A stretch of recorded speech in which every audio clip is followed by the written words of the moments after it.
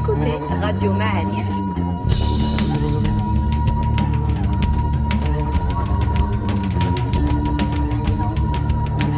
Le podcast Histoire.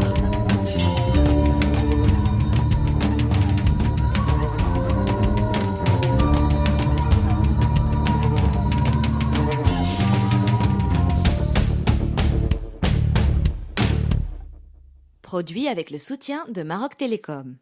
Bienvenue dans notre podcast Histoire. Aujourd'hui, on va parler du cannabis. C'est une plante qui a une histoire au Maroc et qui a toujours posé des problèmes de par le statut que les autorités allaient lui conférer. Alors, je voudrais commencer ce podcast par vous lire un extrait d'une lettre de Moulay Hassan vers 1880, une lettre que Moulay Hassan adresse aux ulama pour leur demander leur avis, leur opinion sur le statut de cette plante, le cannabis. Alors voilà les premiers extraits. Il dit, Moulay Hassan, sachez que nous sommes complètement indécis sur la question de savoir si nous autoriserons le commerce des produits végétaux ayant une action stupéfiante et démoralisante. Nous éprouvons en effet de la répulsion et du dégoût pour les stupéfiants.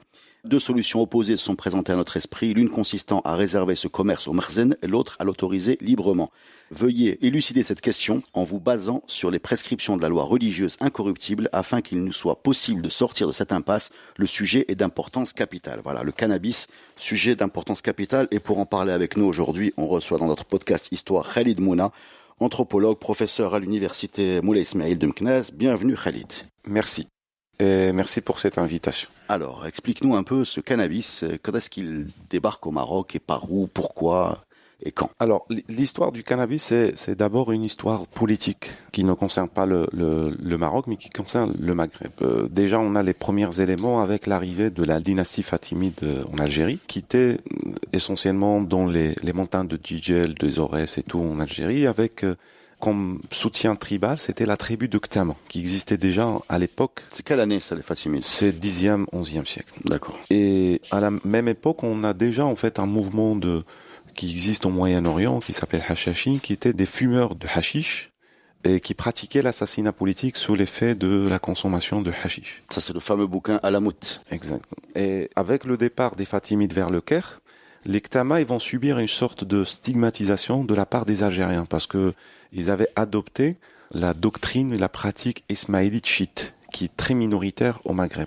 C'est là, en fait, on va se déplacer vers le nord du Maroc. Parmi les choses qu'on trouve, par exemple, la ville qu'on appelle aujourd'hui Qsar Kbir, ça s'appelait Qsar Ktama. Au 2e, 13e siècle, on trouve ces sources-là, par exemple, chez Ibn Khaldoun. Par contre, on a des éléments historiques par rapport au Maroc. Déjà au 15e siècle, avec le Mourabité, en fait, ils punissaient. Excuse-moi, donc les Fatimides, quel est le rapport avec le cannabis? C'est qu'en fait, il y avait une certaine tolérance par rapport à la consommation du shit, qui était utilisé essentiellement dans des milieux rituels, c'est-à-dire ce qu'on appelle le kif ou l'herbe en général. C'est une plante essentiellement destinée à des fakirs lors de l'adoration de Dieu. Vous savez, dans le Coran, par exemple, c'est un texte qui est magnifique en termes de discours. On distingue, c'est aujourd'hui en fait en philosophie qu'on a compris ça, on distingue entre l'esprit et le corps, ar-ruh wal jasad. Le Coran arrive à faire cette distinction. C'est-à-dire en fait quelqu'un qui est dans un moment de jedb, de transe, d'adoration de Dieu à travers le dhikr, il doit séparer cet esprit de son corps. Cette séparation ne peut aboutir dans certains confréries qu'à travers en fait la consommation du kiff, de stupéfiants. D'ailleurs en fait déjà au Moyen-Orient, c'est une plante qui consommait, on l'appelait hashishat al-fuqara, qui est déjà consommée au Moyen-Orient, en Syrie, en Irak, etc. Au 9e, 10e, 11e siècle, on a pas mal de livres d'historiographie qui parlent de ça. Mais au Maroc, au 15e siècle, on a 16e, on a déjà en fait les Mourabitines qui punissaient les fumeurs du kiff dans les marchés publics en leur cassant les dents. Et en fait, on a déjà une pratique qui est visible à travers cette forme de punition. «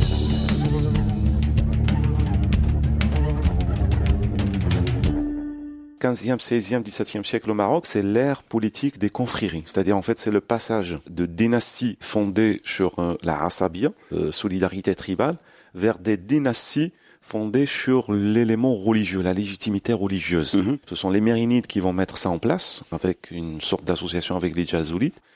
Et faire à mesure, en fait, on avance, les confréries qui se dispatchent un peu partout au Maroc, que ce soit les Issawa, 17e, 18e, ou que ce soit plein de confréries, Matcha, Jilala et tout, les Haddawa essentiellement, sont connus par leur consommation de l'herbe lors de rituels. De rituels. C'est-à-dire, en fait, c'est des confréries essentiellement on appelle ça des confréries thérapeutiques.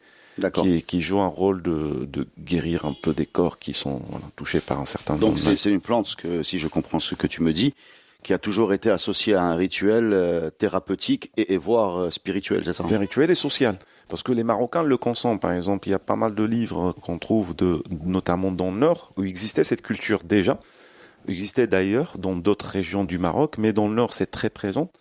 Où il y a certains proverbes que j'ai pu recueillir, par exemple chez la population de Ktama, où ils disent, ce sont les Haddawa qui disent ça sur les gens de Ktama. Ils disent Nas Ktama, Nas Fuhama. يحطبوا الغابة ويزرعوا خوتهم البهالة الكيف وطابة. Et en fait, une grande partie des récoltes du kif est destinée essentiellement à des confréries religieuses. Tu parles de quelle période là? Ça, on parle de 18e, 19e siècle. Là. Donc des plantations liées à un usage, on a envie de dire religieux, thérapeutique, voilà, c'est ça. Et reparle-moi des Ktama, parce que j'ai pas très bien compris. Donc, les parce qu'aujourd'hui on connaît Ktama la ville. Exactement. D'abord tu me parles de Ktama la tribu. Ouais. Voilà, et qui n'était pas dans Ktama la ville. Non, exactement. C'est-à-dire, en fait, faire à mesure, le pouvoir politique des Ktama se rétrécit sur lui-même et tout. Et il finit en fait par s'installer dans le Rif central. Et c'est là on a les Ktama qui s'installent en fait, qui sont des Sanhaja, qui parlent la langue amazigh Sanhaji, qui est différente de Rifin, avec un certain mélange d'arabe, etc. Et qui s'installent là-bas. Et déjà eux, on trouve chez eux une pratique très ancestrale de culture du kif, la consommation du kif, etc. Mais dans quelle forme était consommé ce kif? Le kif, ça peut être consommé parfois dans des fonçoirs rituels. Parfois, on utilisait même le kif comme produit thérapeutique, notamment tout ce qui est lié à des problèmes respiratoires. On parlait même d'un kief. Un kief, c'est quelqu'un qui a un grand spsi, pipe spécialement fait pour ça, et qui peut ramener un enfant, par exemple, un malade dans une chambre fermée, et lui, il fait que fumer. Et l'autre souffler, et l'autre respire et tout, et au bout de quelques séances, ça s'arrête. Il y a plusieurs entretiens avec des anciens qui racontaient ce type de pratique qui existait en fait déjà chez eux en fait dans la région de Ktama, etc. D'ailleurs en fait ce qui est intéressant c'est que le Rif central c'est une région où on a beaucoup des écoles coraniques, des confréries religieuses dans le nord du Maroc. Divi Provençal par exemple quand il parle de nom des confréries religieuses au Maroc il dit ils sont partout mais je pense que la moitié c'est dans le nord du Maroc. C'est une région, c'est aussi le rôle d'Absalam Belmchiche a joué un rôle extrêmement important comme étant le qutb de sophisme marocain et tout. Et plusieurs confréries religieuses, ils vont s'installer dans la région, soit pour suivre un peu la pratique de Absalam Belmchiche, ou bien parfois pour créer un lien avec lui, comme étant descendant et tout. Ce qui fait que le kif, en tant que produit, vivait en parfaite harmonie avec des structures religieuses, confrériques, etc., que eux-mêmes, parfois, des confréries qui cultivaient le kif pour eux-mêmes, pour un usage thérapeutique et rituel, en fait, à l'intérieur même de la confrérie. Je cite encore une fois un travail que tu as publié qui parle d'un Français qui s'appelle Morand, qui en 1913 décrit la société marocaine et il dit « Toute la classe ouvrière fume passionnément le cannabis dans de longues pipes à fourneaux minuscules », donc c'est Sipsi. Dans la classe bourgeoise, on fume aussi, mais avec un peu plus de discrétion et à domicile. Donc c'est 1913. Donc on peut pas parler de création récente ou d'explosion récente. C'est que c'est une plante qui a toujours été consommée au Maroc. Oui, c'est une plante d'une part qui a toujours été consommée d'abord. Et ça, bon, l'article est publié en 1913, mais en réalité c'est un échange qui se passe déjà fin 19e siècle entre Morer en fait et Khalid Nasseri, qui devient en fait l'intermédiaire de Sultan Moulay Hassan, qui envoie la lettre aux oulémas de Fès en leur disant mais qu'est-ce que je fais de ce produit?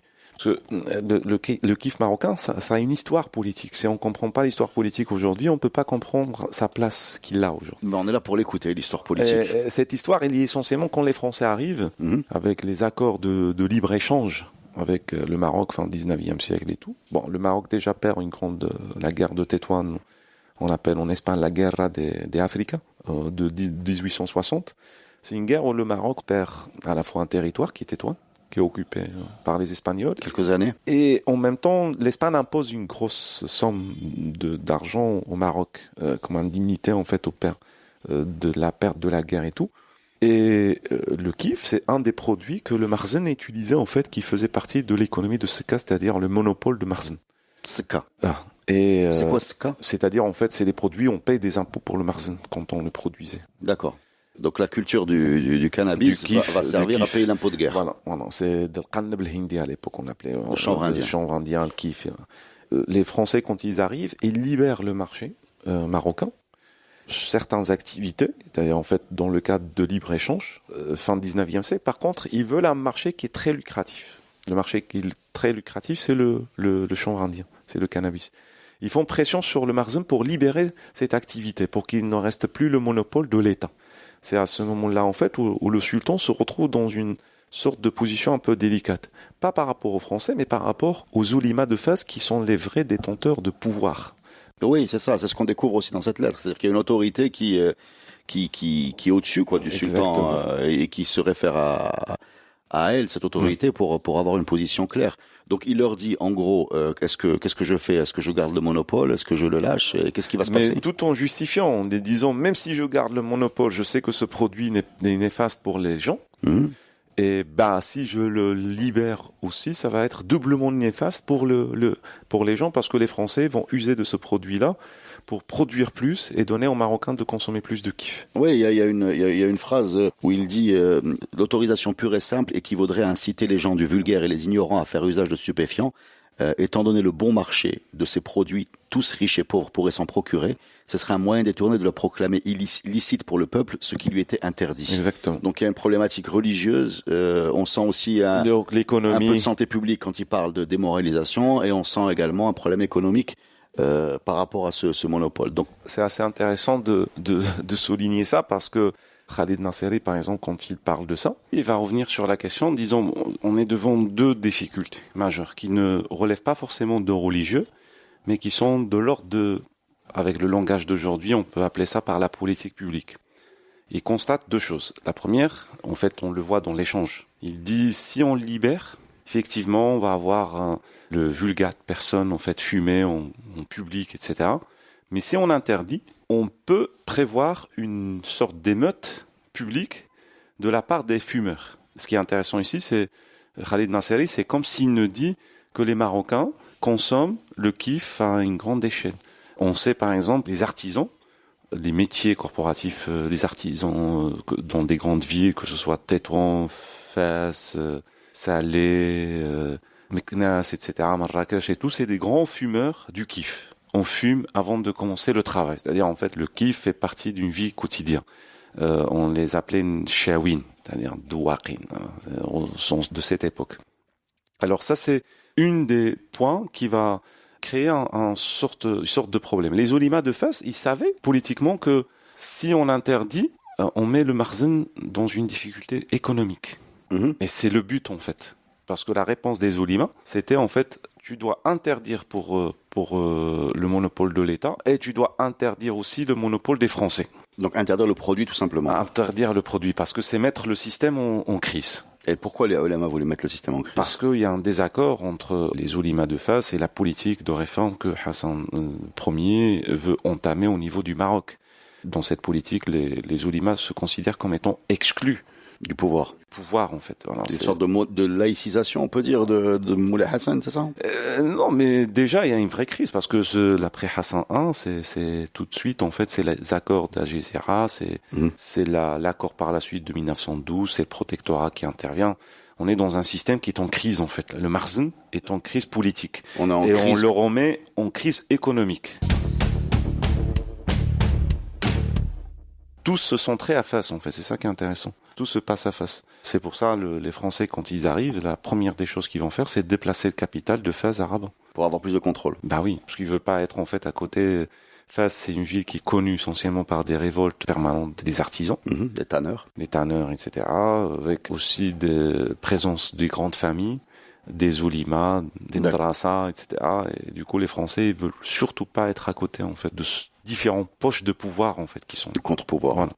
Alors, on revient donc à l'histoire politique du cannabis. Alors, cette pression va donner naissance, en fait, à la première création de régie marocaine de tabac et du kiff en 1906, qui était créée à Tanger. C'est une société à capitaux essentiellement français, qui produit le kiff et le tabac, qui était consommé en grande partie par les Marocains. À partir de 1912, Excuse-moi, donc cette régie des tabacs et du kiff marocain produit du kiff aussi, donc. Produit du kiff. Mais dans quel packaging? C'est des paquets? Il y a des paquets, en fait. C'était souvent des paquets comme les paquets des allumettes. D'accord. Il y avait du kiff, en fait, dedans, destiné essentiellement aux Marocains, que les Marocains ne fumaient pas, en fait, parce que c'était froid. Et les Marocains préféraient une consommation ritualisée et qui s'inscrit dans la tradition.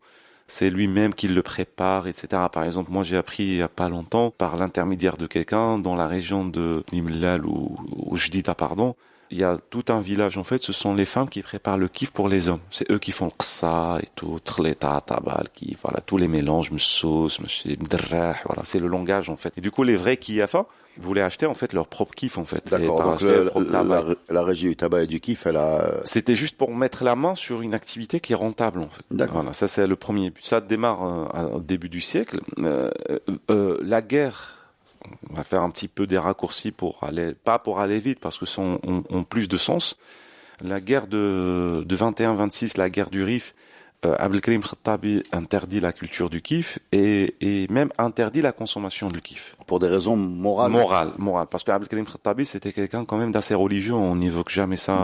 Salafiste un peu dans son approche. Il abolit carrément les coutumes dans le nord. Il va punir en fait les hommes qui font pas la prière, les femmes qui font pas la prière, etc.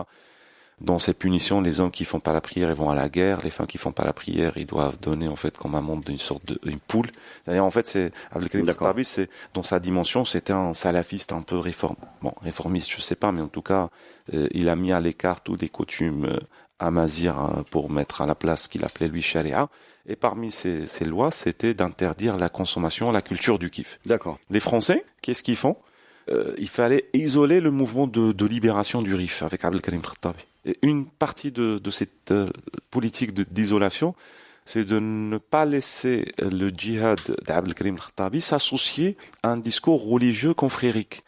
Et la confrérie la plus importante à ce moment-là dans le nord du Maroc, c'est la confrérie Ouazzania, qui est une confrérie tellement grande que parfois le sultan ne peut pas prendre des décisions sans passer par le consulter. Et là, à ce moment-là, les Français autorisent la culture du cannabis de 21 en 25 dans la région de Ouazzane, qui était cultivée essentiellement par les Shorfa ouazzaniens, pour ne pas inciter les gens à pratiquer le djihad contre les Espagnols et les Français envahisseurs. Donc le cannabis, à ce moment-là, est une arme politique interdite par Abdelkrim, mais utilisée par les Français. Voilà, d'accord. Après, on a les années 30. Les années 30 vont complètement changer le parcours du kiff au Maroc. Parce qu'en 1934, la France réglemente le marché avec le Dahir de 1934. Ce Dahir, en fait, est une sorte d'accord, de contrat entre l'État, protectorat de l'administration française, et les cultivateurs, essentiellement dans la région de l'Gharb, le Haouz ibn Millal, qui cultivaient le kiff avec des chartes, en fait, bien précises sur la qualité, la quantité de terrain cultivé et tout, qui étaient destinés à la fois à une consommation locale, mais aussi à l'exportation industrielle aussi, que la France a utilisée aussi à ce moment-là en France. Cette loi reste en vigueur de 34 à 54. Donc à ce moment-là, on a deux types de production. On a une production légale dans la zone française et on a une production illégale dans la zone nord de protectorat espagnol, où il y a strictement pas de loi qui interdisent ou qui autorisent la culture du kiff, parce que le traumatisme de la guerre 21-26 a fait que la colonisation française espagnole est très, je dirais, un peu citadine, en fait. Elle est basée essentiellement au campement administratif tétouan, avec ses élites locaux, Torres et l'entourage, et des zones économiques comme l'Arrache et Assila avec... Ils s'occupent pas des campagnes, c'est ce que tu veux nous dire. Des campagnes, il y avait au début du siècle, en fait, quelques essais d'exploiter les mines dans la région de Nador et tout, qui ont donné l'émeute de Bouhmara, qui voulaient vendre, en fait, des terres tribales à des sociétés espagnoles et tout. Mais les Espagnols ont déjà ce traumatisme, qui connaissent très bien le Rif à travers Mlilia. Ils connaissent très bien la tribu des Glaïa qui leur a fait la guerre pendant très longtemps et tout. Et du coup, ils essaient de plus ou moins de trouver des accords un peu tacites avec... Faites ce que vous voulez dans les montagnes, quoi. Voilà. D'accord. Et du coup, toute la zone de Rif centrale, Ktama, Beni Khaled, Drmara, ce qu'on appelle historiquement la Drmara, c'est une région qui n'est pas forcément considérée pour de point de vue économique, à part l'exploitation de la forêt et tout. Mais tout ce qui est réforme agricole n'existait pas. On n'a pas des grands chantiers. Les gens vivaient dans une situation très misérable. Moi, j'ai des entretiens que j'ai fait, par exemple, dans certains villages, notamment le Douar, le village là où j'ai travaillé. Le KIF intervient essentiellement en 1921. Et en fait, il y a déjà une production dans ce village, mais qui vient parce que les autres le font et que ça a changé leur vie. Et les Espagnols ferment les yeux parce que c'est pas le KIF se vendait dans les marchés publics en tant que plante, soc.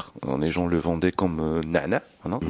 Et on a deux types de production, comme j'ai dit. Une légale, c'est-à-dire en fait qui n'est pas fumée par les Marocains, produite dans la zone française, mais qui n'est pas fumée par les Marocains, qui préféraient en fait fumer le KIF du Nord, qui passait dans la zone française d'une manière clandestine. D'accord. Et il passait essentiellement par la route de Taza, Fas et l'Akhlé pour arriver en fait. Donc en fait, à chaque fois que les Français ont fait un produit du KIF, il a fait un bid commercial. C'est ce que tu nous dis. Oui, parce que même le mouvement national interdisait aux Marocains de fumer le tabac. Il les poussait en fait à fumer le KIF comme produit national, et essentiellement le KIF qui vient du nord en fait, de la zone khalifien. Donc le mouvement national, quand c'est un boycott, on peut parler de. Oui, quand il demande de boycotter le tabac. Oui. C'est une arme économique pour affaiblir l'économie coloniale, mais on favorise en même temps le KIF parce que ça fait partie en fait de la coutume. Faut pas oublier par exemple. C'est dans une logique culturelle et économique. Économique et politique aussi. Et mais il y a des écrits là-dessus avec un mouvement national qui encourage ça. Il y a le discours. Nous on a quelques papiers en fait, pas papiers, mais on a des témoignages surtout parce que là on travaille essentiellement sur l'histoire orale. Après il y a un autre volet, c'est que la consommation du KIF au Maroc, comme j'ai dit au début, ça faisait partie d'un cadre rituel familial de groupe. Le groupe a un contrôle sur la façon de consommer. On le consomme d'une manière collective. C'est l'exemple de le ma'joun, par exemple. Le ma'joun, c'est un produit qui était fait essentiellement par les femmes le jour de vacances.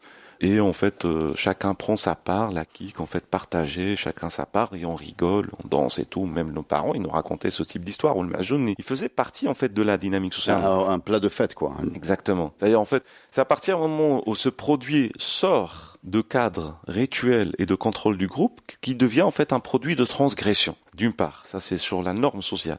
Au niveau de la norme juridique, c'est à partir de 54, les Français ressentent quelque part que le Maroc leur échappe, que l'indépendance est proche, et on met en place en fait le Dahir de 54 qui interdit la culture, la consommation et la commercialisation du KIF. D'accord. Et du coup, en fait, quand le Maroc prend l'indépendance en 56, l'interdiction est généralisée sur le reste du Maroc. Et il touche une région qui n'a jamais été concernée par la politique française. Et c'est là, en fait, des malentendus commencent entre cette région et le centre, qui a une culture différente en fait du nord, séparé pendant presque 40 ans à travers le protectorat. Le double protectorat. Voilà.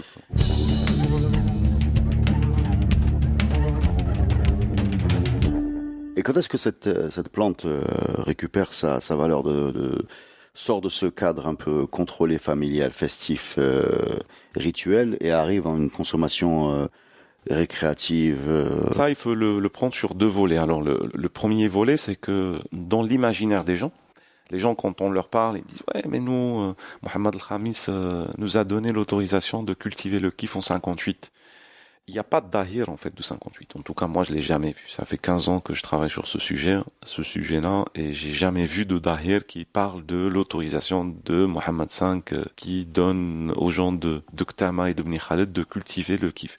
Moi, je suis allé même, avec un certain nombre des collègues, vers le postulat, l'hypothèse qu'en fait, il y a une confusion entre la loi de liberté publique, en fait, le Hurriyat al-Amma de 58, et celle de autoriser de cultiver le KIF. C'est-à-dire, le Makhzen, il savait que politiquement, c'est très difficile de gérer le Nord parce qu'on a mis à l'écart une élite hispanophone. On a annulé le bac espagnol pour instaurer le bac français comme bac national, et du coup il y a toute une élite en fait qui se sent complètement écrasée. On a absorbé Hizb Shura à l'intérieur de Hizb Istiqlal, c'est-à-dire cette élite en fait qui s'est développée depuis des siècles en fait dans le Nord à travers un savoir andalou, hispanophone et tout. Il s'est retrouvé complètement écarté. C'est une région qui est très tribale aussi. Il y a beaucoup plus de tribus que des villes. Et on n'a pas envie d'avoir des problèmes de ce type avec la région. Alors, on ferme les yeux sur la culture de KIF, sur la culture du cannabis. Jusqu'en 1961, en fait, où le Maroc signe Et à les événements de 58, 59, le Maroc signe en fait l'accord, ce qu'on appelle la convention unique, qui remet tous les drogues dans le même sac. C'est-à-dire, en fait, tous les drogues sont interdites, que ce soit le kiff, la coca, machin et tout. Le Maroc signe cette convention, rectifiée en 64. Le Maroc rectifiait en même temps l'accord. Et du coup, c'est des gens qui consommaient, qui produisaient le kiff, etc., se retrouvaient dans une parfaite illégalité, en fait, par rapport à la loi, sans leur consommation. Ah, cette fois, ça devient clair. À partir de cette année-là, il n'y a ni malentendu de 58, ni Hurriyat Shakhsiya, ni rien du tout. Ça devient franchement illégal. Voilà, ça devient illégal du point de vue de la loi, que les gens, en fait, pour eux, s'il n'y a pas le kiff, il y a d'autres choses, c'est l'immigration. Parce qu'on parle d'une région la plus peuplée du Maroc, en fait, en termes de densité de territoire. Ça va, par la fin des années 60, il y a la découverte, le kiff parle de la découverte, c'est-à-dire en fait, il y a une consommation de la résine en fait, la chiche. Ce n'est plus le kiff qui consommait, c'est plutôt la chiche. Qui est beaucoup plus dosé, c'est ça? C'est la transformation en fait, c'est une sorte de pression de kiff en fait travaillé qui va donner en fait la résine. L'impact sur le cerveau est nettement supérieur. Avec un taux de THC beaucoup plus élevé, avec aussi le mélange avec le tabac qui est beaucoup plus nuisible aussi pour la santé, notamment pour les gens qui ont des maladies comme la schizophrénie, puisque le shit en fait augmente les chances de la schizophrénie, avec des modes de consommation qui changent, c'est-à-dire en fait on n'est plus dans une consommation de groupe ritualisée et tout, mais ça devient en fait le joint, ça devient une affaire personnelle, de savoir le rouler, c'est-à-dire c'est tout le processus d'addiction qui va s'installer autour de ce produit-là d'une manière individuelle. Ça veut dire pas qu'il n'y avait pas d'addiction avant, mais en fait le groupe n'a plus de contrôle en fait sur ce type de consommation.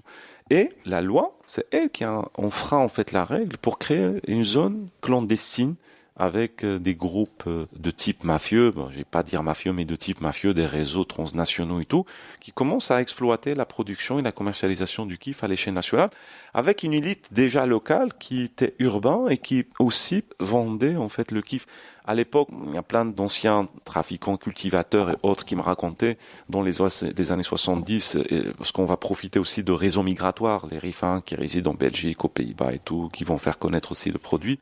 Et on ramenait la plante, le kiff, et quand la douane leur dit c'est quoi ça, ils disent nana.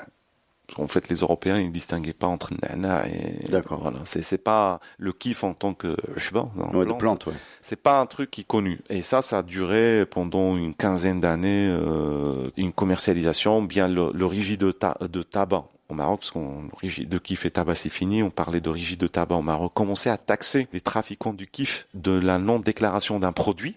D'ailleurs, en fait, c'est à la fois interdit, et quand vous faites choper en fait par le kiff, vous êtes jugé pour détention d'un produit illicite, mais en même temps, la régie de tabac vous poursuit en fait pour la non-déclaration d'une marchandise en fait. D'accord. C'est comme si en fait c'était légal.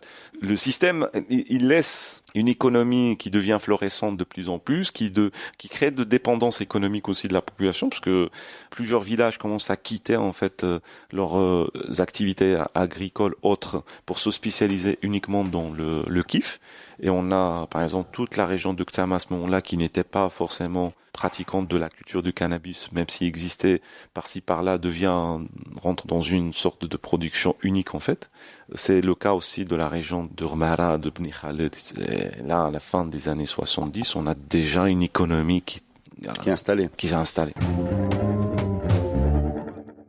Quel est le rôle de l'étranger là-dedans? C'est-à-dire on parle aussi des années hippies, on parle d'Européens qui viennent au Maroc, c'est un peu le mini Katmandou, et là, dans cette culture générale, cette contre-culture générale, le cannabis, Bob Marley, etc., enfin, on va pas développer, on a compris l'ambiance. Est-ce que ça va jouer un rôle dans le mode de production, le mode de consommation, le mode de distribution? Est-ce que c'est important, ça, dans l'histoire qu'on raconte? C'était un rôle moteur, en fait. C'était pas juste jouer un petit rôle, c'était un rôle moteur.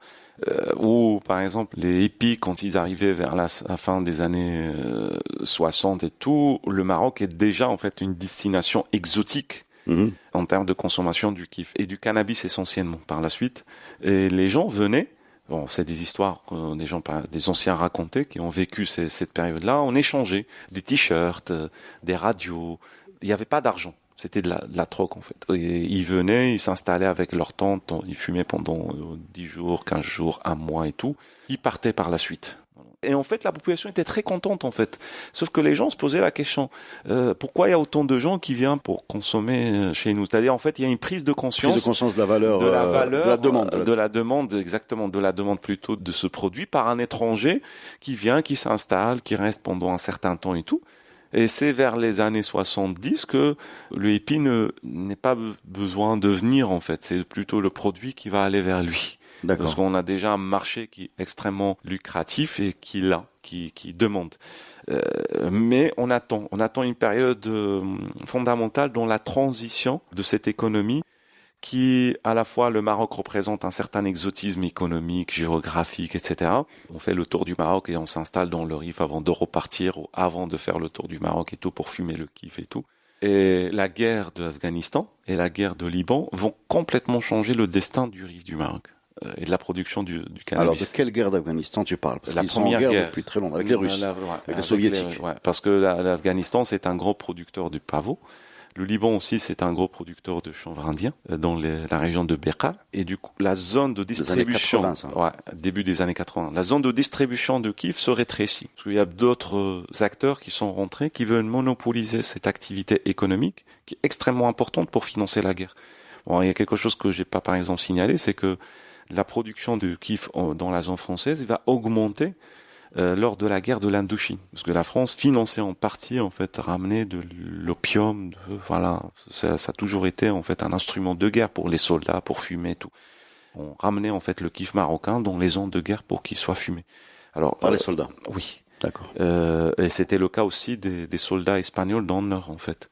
Bon, j'ai des histoires qui me racontaient que les soldats espagnols troquaient leurs affaires militaires contre quelques plaquettes, des petites pochettes du kiff, en fait, et qui sont devenus dépendants du kiff en étant installés dans la zone du Rif. Alors, donc, on revient à l'Afghanistan. L'Afghanistan est ravagé. À ce moment-là, le Liban. En fait, il y a une demande. Le Maroc devient, en fait, le premier fournisseur de marché européen, essentiellement.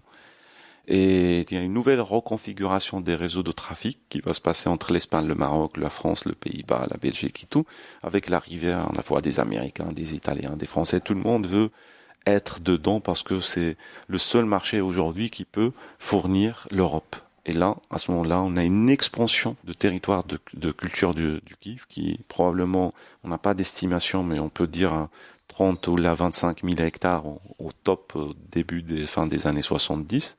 Au milieu des années 90, on arrive à 160 ou 155 000 hectares. x5, x6, quoi. Ouais. Là, le kiff est produit un peu partout parce qu'il y a une vraie demande, il y a un vrai marché, il y a un savoir-faire qui se développe. Il y a 800 000 familles qui travaillent, il y a une économie locale, que vous soyez producteur ou non, vous dépendez de l'économie du kiff, parce que tout dépend de l'économie du kiff. On a même les premiers, je dirais, agences bancaires qui s'ouvrent déjà dans les années 70 dans des petits centres qui ressemblent strictement à rien du tout. Et qui ont des banques. Et qui ont des banques, parce qu'en fait, les banques, à ce moment-là, jouaient le rôle de transit de cet argent-là. Et tout le monde était content. En fait, on parlait pas. C'est que à partir de milieu des années 90, il y a un article autour de hashish marocain. Il y avait l'affaire de bateau de Marrakech, machin et tout, de la cocotte minute. Il y avait quand même... C'est une affaire internationale. Tout change. Tout change parce que ce n'est plus une affaire interne. Dernière partie, enfin, on fait un petit fast-forward. Il y a une nouvelle donnée qui débarque aujourd'hui, c'est qu'il y a énormément de pays, une partie des États-Unis, certains États européens qui dépénalisent ou carrément légalisent. Quel est l'impact de ces décisions qui sont prises loin de nos frontières sur l'histoire politique du cannabis au Maroc? Moi, ça, c'est quelque chose qui m'énerve. Et qui mérite et qui me frustre aussi, parce qu'on se rend compte à quel point on n'est pas un pays souverain sur des sujets comme ça. Et qu'aujourd'hui, en fait, ce sont les pays non producteurs qui deviennent producteurs d'une plante, et les pays producteurs attendent les accords des pays producteurs nouveaux, qui sont puissants, les Américains, les Hollandais. Une grande partie de la consommation aux Pays-Bas, par exemple, est produite essentiellement chez eux. Il y a de la production au Canada, il y a la production aussi en Suisse. Les Espagnols aussi sont en train de passer à la légalisation. Et nous, on reste complètement à l'écart. À l'écart parce que des conventions qu'on a signées, on les a pas signées avec un accord avec les producteurs. On les a signées dans des contraintes relationnelles nord-sud. Et on se retrouve en fait, entre parenthèses, le premier producteur au monde, parce qu'on n'a pas d'autres statistiques de ce qui se passe ailleurs. Mais ce qui se passe ailleurs n'influence en aucun moment Notre réflexion nationale. au niveau national, en fait, sur quel type de consommation on veut au Maroc, quel type de production on veut au Maroc, et quel type de drogue on veut au Maroc. Parce qu'on peut pas l'interdire, ça, on le sait. Autrement dit, la question de Moulay Hassan, il y a 150 ans, Elle est d'actualité. elle est toujours d'actualité. Merci Khalid Mouna pour ces éclaircissements. Et rendez-vous à tous nos amis pour un nouveau podcast Histoire plein d'enseignements. Merci.